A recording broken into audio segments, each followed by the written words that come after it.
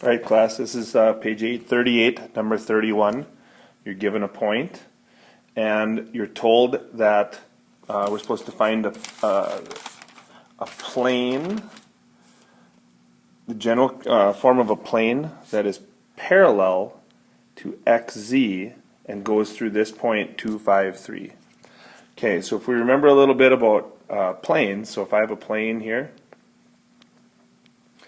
all right, the equation of the plane is a point and then a vector going away from that point. So a vector that's perpendicular to the point.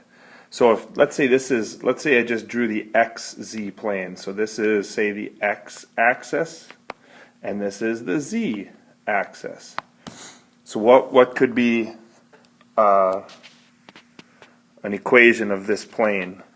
Well, this vector going straight up is going to go 0 in the x direction, and then you can pick any number for the y direction. I'll just pick 1, and 0 in the z direction, because we're not going, if it's perfectly perpendicular to this plane, it's not going any direction in the x, it's going some direction in the y, and it's not going any direction in the z. So this is what we're going to pick for our normal vector. It's called a normal vector is perpendicular orthogonal to an object. So that's what we're going to pick as our vector.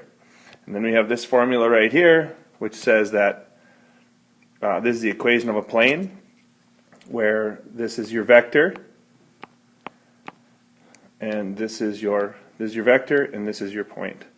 So the point they gave us is 2, 5, 3, so we can substitute those in for x1, y1, and z1, and for a, b, and c we're going to put 0, 1, 0. So we get 0 times x minus 2, let me get a little bit bigger so you can see that, plus 1 times y minus 5, and lastly 0 times z minus 3. And all of this is going to equal 0.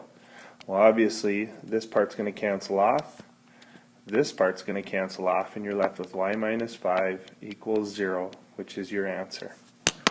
Okay?